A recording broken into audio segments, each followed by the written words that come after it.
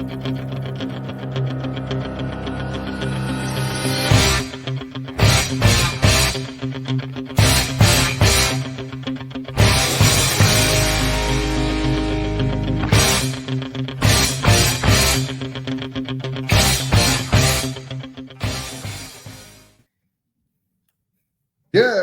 morning, everybody. Daniel Allison, the average dude. First sip.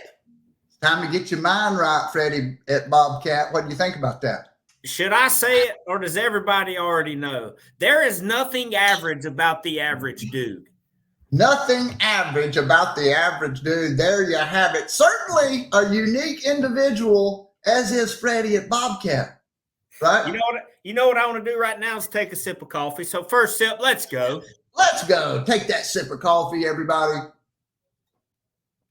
We got, for the very first time, a returning guest. Okay.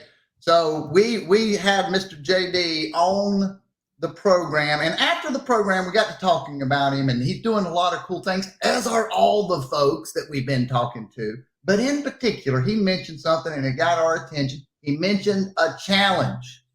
I love challenges. I love challenges. If you ever want to get me to do something, throw out a challenge. We do it all the time in F3. Freddie might say, Daniel, are you going to work out today, or are you just going to walk around? You going to socialize, or did you show up to work out?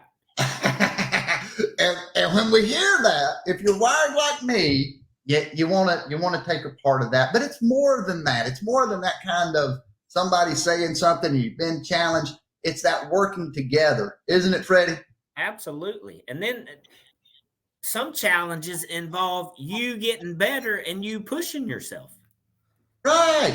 Pushing better. Everybody's pushing hard. Like we had the F3 challenge and we got out there at the beginning of the year. And just that little bit of intentionality pushes us to do better things. So when JD says, I've put together a 30-day challenge for the ballers, for the sales ballers that want to do something at the end of the year, so we got to learn about it. So we're inviting him back today. Russ Hammond, David Turner, thank you guys for joining. Let's hear from JD and talk about this challenge. JD, welcome to the show. Hey, let's go. Let's go. Yeah. Hey, I didn't realize. So I just want to introduce myself properly to the two of you. My name is Buttons, which is my F3 name. Oh, what? Let's go. Yeah. So if you want to call me Buttons, you can call me Buttons just because we're brothers in arms. Hey, and isn't this awesome that we were talking before the show? You're only 2 hours away from us. We're doing this program and we're finding so many folks that are, and I'm sure you found this in your program, right, JD? You put things out here like challenges and you get people that are your tribe, your vibe, your energy, right? Yeah, man. I have spent a lot of my life trying to find my people.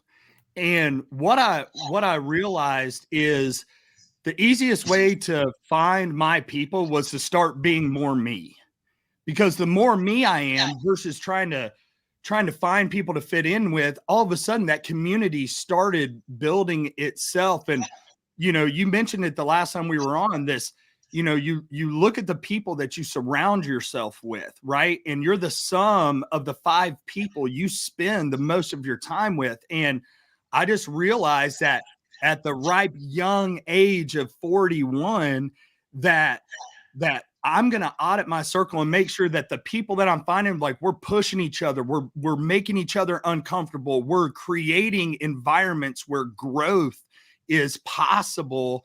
And when those things happen, man, life radically changes. So you've been doing that. It's awesome. I love it. You've been doing it for quite some time. Tell us about your journey, putting together groups. I see you've got the podcast. You're doing a lot of stuff. The website looks great. I don't know if you had a chance to go look at his website. Looks really good. And you've got the section 4 of the channel. How long have you been doing stuff like this? I've been coaching and coaching individuals and teams for several years now in different aspects, whether it's, doing training for sales teams across the country, you know, for periods of time. I went to college to be an exercise science major. I wanted to be a strength coach. So I've coached sports, I've coached teams, I've coached individuals. And what really hit me was this need. And the more I see people build them of these communities where we are taking massive, courageous action towards doing the things that we need to do to become the people that we say we want to become, and doing it in such a way that it's not just about accomplishing the goal, but creating that purpose and that identity in being who that person is that we want the goal to ultimately achieve. It's the goal doesn't make us that person. We become the person and then we achieve the goal. And so, you know, I started looking at how can I share everything that I've learned to as many people as possible who want to learn the things that I've learned, right? Because the way I approach selling, the way that I approach business development and all of these things is different. And I'm not a fit for everybody, but for some people, the right people, I was like, man, how can I help them if they don't know I'm out there? How can they come to a party if I don't send out the invitations? And so, you know, I've always just been a guy who's never been afraid to fail, because my entire life was failure at one point. And so it's like my survival rate on failure is 100%. I love it, JD. I love it. Freddie, what's on your mind as far as challenges? He's putting something together. What do you think about this? Yeah. So in the past, whether it be a business or an individual, when they have applied exactly what you coach them to do you have a victory story or a success story? I do. So, you know, one of the guys, I actually just hired him back on my team again in this new company that I've been with this past year. David, when I started working with him, he was doing good at sales. He was doing about $5 million in sales a year in a national account role, but he really struggled. Everything was a lot of fear, lack, and worry around how he approached his customers, how he approached business development. Everything, you know, the sky was falling in almost every situation. And the more we started working together, and I started showing him, you know, the difference between the self-service mentality of sales and the serving others mentality of sales, so many things changed. The different things he would implement that we would work on together. And he went in 12 months, he went from a $5 million territory in sales to over $11 million at a company that said an $11 million territory was impossible. Oh, that's always fun. I've had people double their sales. I've had, you know, I think of a guy, Derek Nave, that I've coached and worked with for a long time. And, you know, he's buying laundromats now, and his territory is at a place where he's able to buy rental homes, give tons of money to different organizations. And he is completely and totally debt-free, paid his house off within 2 years. And it's none of it. What's amazing is when you talk to these guys, none of it has been about those things that they were able to accomplish because of it, but how they've changed showing up in their work that has made those outcomes the fruit that they get a harvest from the seeds that they're sowing. Awesome. I love it. Let me ask you this, JD. What number one, who is the avatar that you like to see come into your program? Let's talk specifically about the challenge. Number one, who is this challenge designed for? Yeah, this challenge is designed for people who feel like there's got to be a little bit more to their role in sales, that they're looking for and know that there has to be a purpose to the work that they're doing. And they want to find that more meaningful purpose in the work that they do.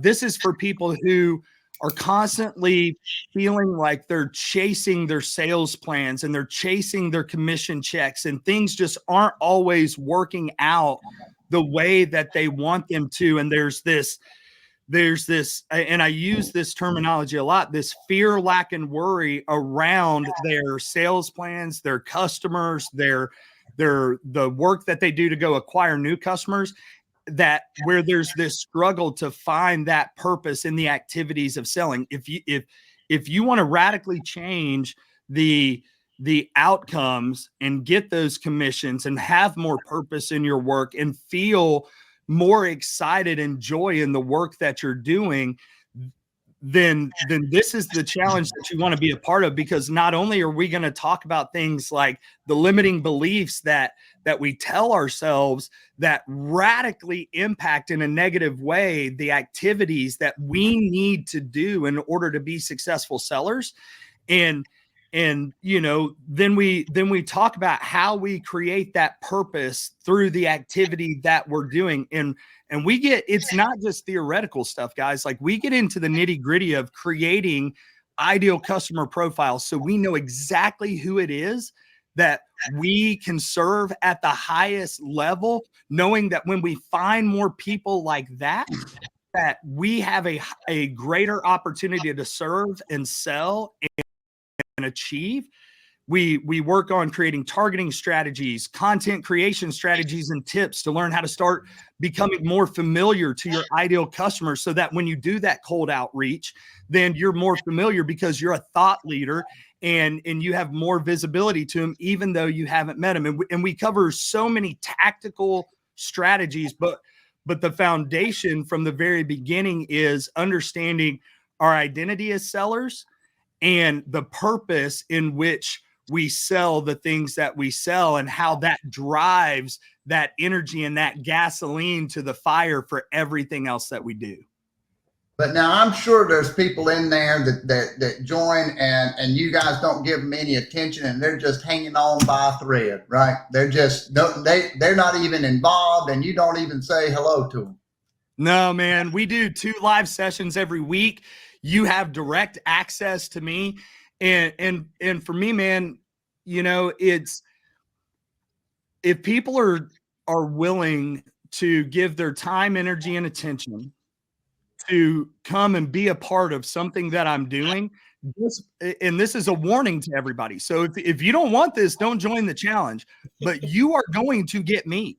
I am going to call you. I am going to message you. I am going to chase you down if I see that you're not taking full advantage of the time that you committed to, right? If your yes was a yes and you signed up for the challenge, you're going to get all of me and probably more than what you would like. And nobody's going to be left behind, man, because it's what's the point of doing it if we're not going to keep each other accountable to it?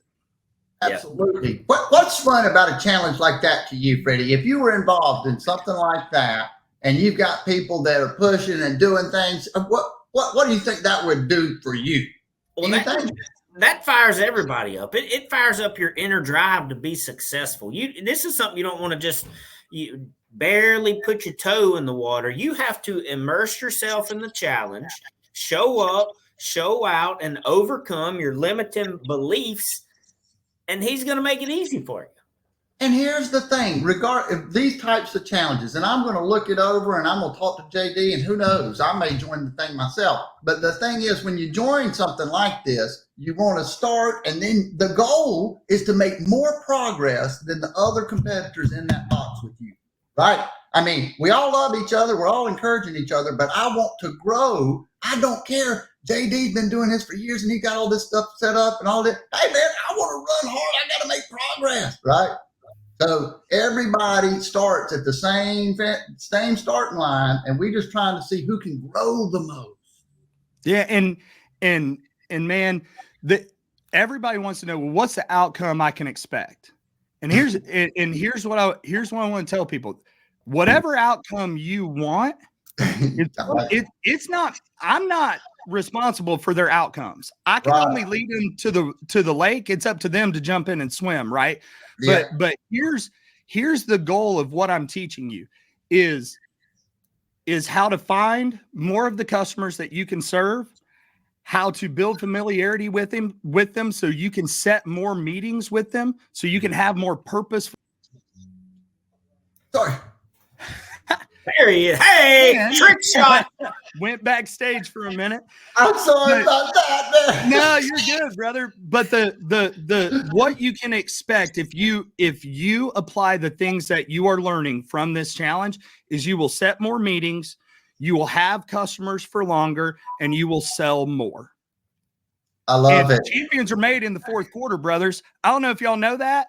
Champions are made in the fourth quarter. So while everybody else is slowing down because they don't have a purpose in their work, because they just want a break because they've been in this mindless, soulless grind. This right here, this is how you fuel to the end of the year, and you become a champion in the fourth quarter. Freddie getting fired up. Freddie, what you got? The mindless, soulless grind is miserable. Step it up in the fourth quarter. Let's Let's go. go, baby. Hey, go. I'm going to put the link, JD, or maybe you can put the link on this, and then we can share this so that folks can go and check it out. And then we all push. If we commit, we push, right? That's the idea here. All right. Hey, JD, thanks for being the first returning guest on First Sip, telling us about the challenge. Appreciate you, man. We're going to get up soon. See ya. Appreciate you guys. Later. Let's roll.